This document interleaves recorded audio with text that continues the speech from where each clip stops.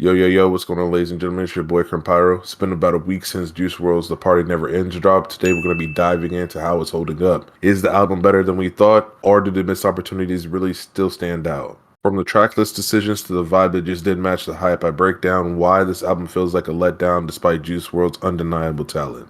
Let's get into it. Alright guys, so let's go ahead and start off with the album's strengths. Juice WRLD's talent is always going to shine through. Let's be real, Juice rarely made bad music. His voice, lyrics, and delivery carry a lot of these tracks. Even if the production or theme doesn't really fit, The Party Never Ends. A few of the standout tracks here, of course, Empty Out Your Pockets is like a haymaker at the end of a fight when you've been losing, you're down 4 rounds and this is the last round, you got to make something happen. This is the best song on the album by far, Empty Out Your Pockets. If we had an album full of Empty Out Your Pockets type beat songs, we'd be in a much better position. This is, like I said, this is the haymaker of the album between the Fortnite visuals and the punch it packs. It's easily the best track. I personally love the connection between Fortnite and Juice WRLD. I used to make a ton of Fortnite Juice WRLD montages back in the day, and it kind of just seems like everything came full circle here. A few other tracks people may have gravitated towards are KTM Drip and Misfits. Misfits is an okay song. It's definitely a good track. Definitely not my cup of tea, especially for this album, but it's definitely not one of the worst tracks. Definitely above mid. Speaking about mid, let's go ahead and talk about a few of the weaknesses and missed opportunities on this track. I will say the tracklist selection is by far the weakest part of this entire album. The label had thousands. And I mean, I need you to understand.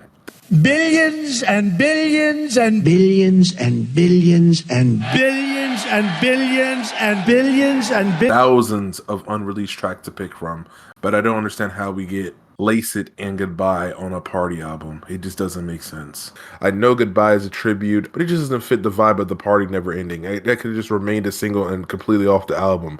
The party theme failure overall, man.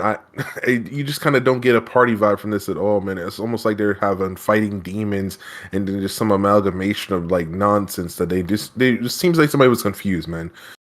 It's right there in the name. The Party Never Ends, but the track list does not scream party. It feels disjointed, and it feels like these songs just don't belong together. Out of thousands of songs, these are the songs that they could come up with and put on the album together. Hopefully they can pull it together with this deluxe that they have coming out. They're actually taking community input, which they probably should have done from the beginning. I don't see how it could have hurt. We waited 4 years anyway for this, so I don't know what, month-long, 3-month-long poll wouldn't have hurt. You could probably had a perfect album, a beautiful album put together, honestly.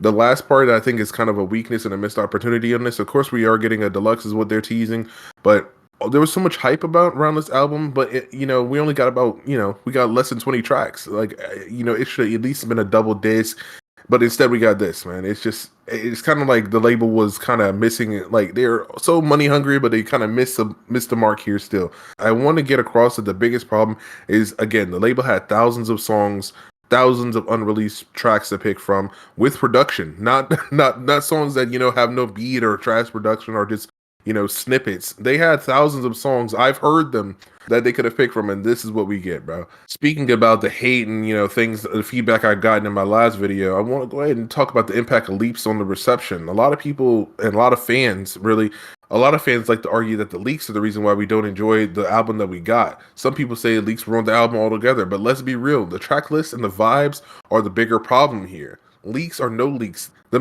label made choices that just weren't it. I want to move on past that point and kind of move on to something I think is way more important here. The cultural significance of this album, or moreover the lack thereof. This album should have been an event. Something on par with Not Like Us. A cultural event. Juice WRLD is an icon, man. I'm not just glazing, bro. Like, he's one of the greatest artists of our generation. Fans waited years and the label dropped the ball on creating something culturally significant. And I don't really think I'm over-exaggerating with this. Imagine if they included more unheard bangers or bigger collaborations. This could have been an album we've talked about for decades. As we move on through the week here, we're going to be getting a placement prediction on the charts here for Juice WRLD's album. Of course, we got to worry about the chart performance. We do have some heavy hitters out right now. We got Kendrick Lamar with the GNX. I dropped a review on that. Definitely make sure to check that out. We also have the Wicked soundtrack.